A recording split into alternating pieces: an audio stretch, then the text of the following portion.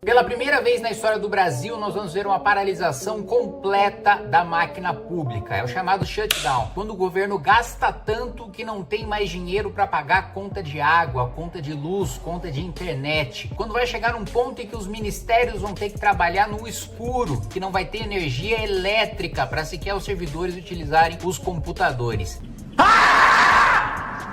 É o cenário que eu venho alertando há algum tempo e que inclusive, eu citei quando apresentei a PEC do equilíbrio fiscal, dizendo que haveria uma paralisação total da máquina pública e na época o governo Lula se negava a reconhecer. Agora o próprio governo mandou um projeto de lei de diretriz orçamentária dizendo que sim, está vendo que o colapso da máquina pública vai acontecer agora pela primeira vez na história e a razão todos sabem. O disparo no aumento dos gastos do governo. Os gastos, assim, aumentam num ritmo ainda mais assustador do que vocês podem imaginar. Eu vou mostrar isso no vídeo de hoje e também falar sobre a alta nos juros. Quem diria? O banqueiro central, nomeado por Lula, Galípolo, subiu a taxa de juros para 15% ao ano, a segunda maior taxa do mundo, taxa real, descontada da inflação. A gente só perde para a Turquia, até a Argentina, que chegou num ponto de quebradeira total em que o Brasil ainda não chegou, está conseguindo se recuperar e tem uma taxa de juros menor do que a taxa do Brasil. Vamos falar sobre isso logo depois que você se inscrever no canal, clicar no sininho para receber as notificações, deixar o seu like, compartilhar esse vídeo, mesmo porque é importantíssimo que as pessoas saibam da gravidade daquilo que está prestes a acontecer. São pouquíssimos os veículos de comunicação, principalmente da grande imprensa, que tem dado alertas em relação a esse assunto com a devida atenção, porque é de uma gravidade, de uma catástrofe que nunca aconteceu antes na história do Brasil. Nem no governo Dilma II, em que nós tivemos a pior crise econômica da história, pior até do que uma pandemia, para você ver que o petismo consegue ser mais destrutivo do que uma pandemia global. Nem nesse momento nós tivemos, em termos orçamentários, um colapso tão grave como nós estamos tendo agora com o Lula 3. Vamos lá. Gastos sob Lula 3 cresce em ritmo de quase o dobro da receita. Ao longo do terceiro mandato de Lula, a equipe econômica obteve aumento acima da inflação na receita líquida, que é aquela receita livre de transferências para estados, municípios e outros, ou seja, um dinheiro que o governo Lula pode gastar como quiser, que a Constituição não obriga a repassar para mais nada. Esse gasto saiu de 191 bilhões de reais para 344 bilhões, praticamente quase dobrando o que se gastou. Veja só, a gente já tem um cenário de catástrofe independentemente da receita líquida. Nós já temos um aumento, e eu tenho falado isso há algum tempo, o aumento da despesa obrigatória, aquela que decorre da Constituição, que em 2027 vai ultrapassar 100%. Ou seja, o presidente que assume em 2027, se ele não aprova uma PEC antes mesmo de assumir o cargo, no período entre a eleição dele e a posse, ele precisa aprovar uma PEC, porque senão, mais do que 100% do orçamento vai ser obrigatório. Ou seja, o presidente da República não vai ter 15 centavos para comprar um chiclete devido a esse legado maldito do governo Lula. Ignorando isso, as despesas crescendo obrigatoriamente, independentemente da vontade do governo, porque lá atrás o governo revogou o teto e colocou essa corda sobre o próprio pescoço, revogando o teto de gastos e aprovando o arcabouço fiscal do Haddad, que também obriga a aumentar os gastos, independentemente do cenário econômico do país. Mesmo com receitas livres, nas receitas livres o governo também aumenta o gasto, o que significa aumento de imposto no nosso lombo, porque o governo não vai querer, obviamente, cortar gastos para controlar a trajetória da dívida pública e ter, de fato,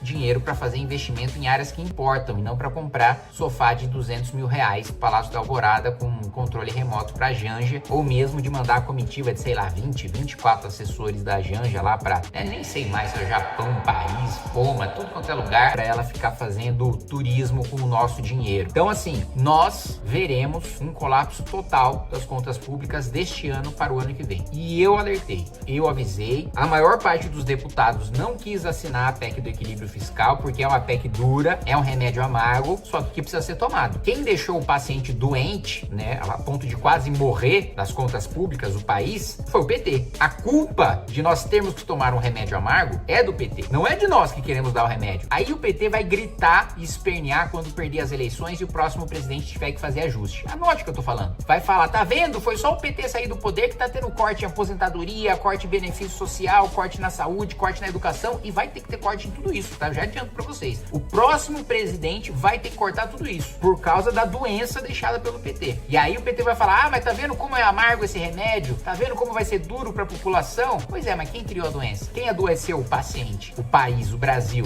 O PT. Agora, a culpa de ter que dar o remédio não é do próximo presidente, é a responsabilidade dele. E pior, pode ser amargo no curto prazo, o remédio, mas é muito pior não tomar. É muito pior você prolongar a doença e deixar o paciente morrer, que é isso que vai acontecer se a gente não mudar essa trajetória. Aí, meus amigos, acabou o amor entre PT e Galípolo, né? Vocês devem se lembrar, e eu vou pedir pro editor colocar aí várias e várias vezes que o Lula falou demonizando o Roberto Campos Neto e dizendo que ele era o responsável pelo tanto que a gente gasta com a nossa dívida, né? Mas é que tem um cidadão no Banco Central, que a gente não sabe que pôs ele lá, que traz o juros de 13,75. Tem que cuidar do Campos Neto, é o Senado que o indicou. Se o cidadão quiser, nem precisa conversar comigo, ele só tem que cumprir a lei que estabeleceu a autonomia do Banco Central. Ele precisa cuidar da política monetária, mas ele precisa cuidar também do emprego, precisa cuidar da inflação e precisa cuidar da renda do povo. Todo mundo sabe que ele não está fazendo, se ele tivesse fazendo, não estava. A realidade brasileira eu tenho cobrado dos senadores. Foram os senadores que colocaram esse cidadão lá. Então ele tem que ser cobrado, é só isso. Eu acho que esse cidadão joga contra a economia brasileira. Ele não tem explicação. Não existe explicação aceitável porque a taxa de juros está 13,75. Não existe. Um país do tamanho do Brasil, com inflação de 4%,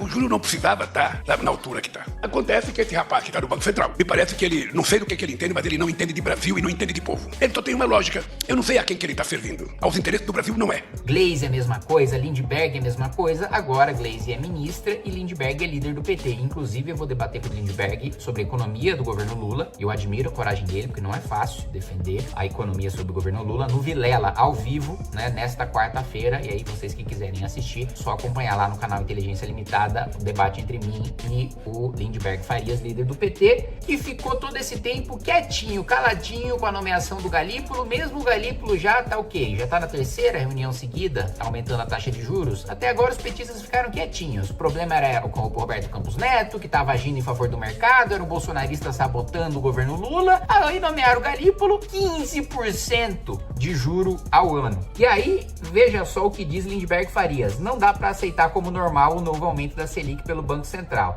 A taxa de 15% é indecente, proibitiva e desestimula investimentos produtivos.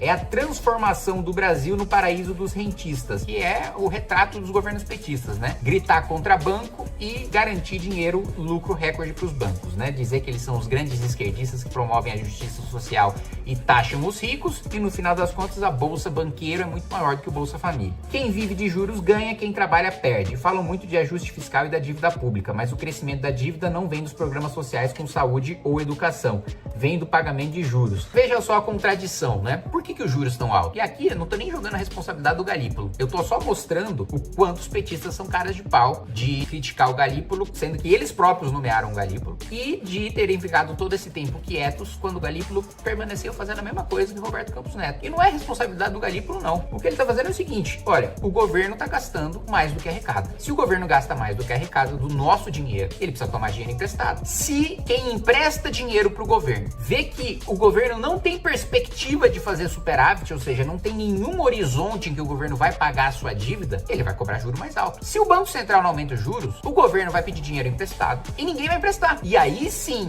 você não vai ter dinheiro para pagar programa social, como o Lindbergh está argumentando. Não é a taxa de juros que faz aumentar a dívida e o governo aumenta o rombo do governo. É o governo que não corta gasto, é o governo que você não tem que olhar a dívida como uma fotografia. Ah, países desenvolvidos têm uma dívida em relação ao PIB muito maior.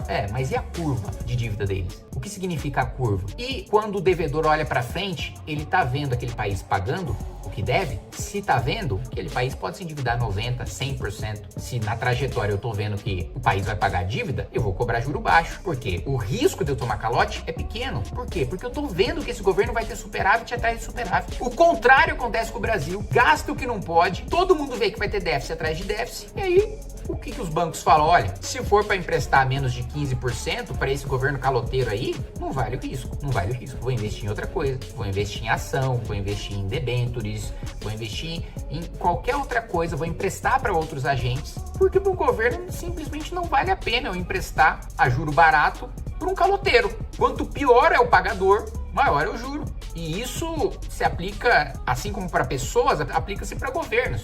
É culpa do governo que está gastando. Aí não, a responsabilidade é total do Banco Central. Com um banqueiro central nomeado pelo PT, com a diretoria do Banco Central nomeada pelo PT, quase que 100%. Eles têm maioria no Copom. Quem foi nomeado pelo PT define a taxa de juros. E aí agora não, vai continuar batendo no Banco Central? A culpa ainda é de quem? O Bolsonaro que botou o Galípolo?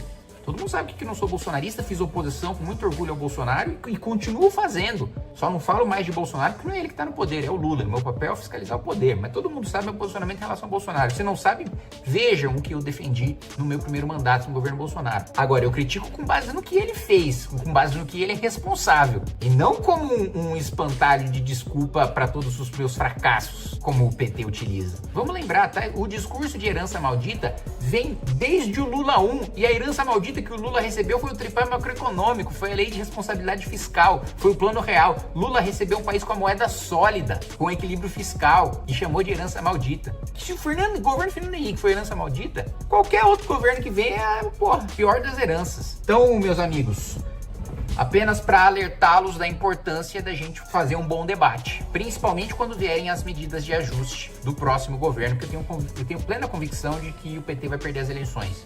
Tenho plena convicção. Sei que muitos de vocês são céticos, mas quando chegar na hora da eleição, vocês vão ver quanto que eu tô certo. Vai perder. E vai perder com certa folga ainda. E aí o próximo governo vai ter que aplicar esse remédio amargo. E aí o PT vai chiar e vai espernear e vai dizer que é tudo culpa do governo que tá assumindo, que odeia pobre. E aí a gente vai ter que saber, por isso que eu tô falando desde agora, mais de 3 anos antes do próximo presidente assumir, desde 3 anos, eu já tô falando e continuo falando, porque nós vamos enfrentar esse debate. Vai ser um debate difícil porque a população em geral não entende, não sabe trajetória de dívida, juro, não entende, a população não entende. Então nós temos que promover e que travar esse debate.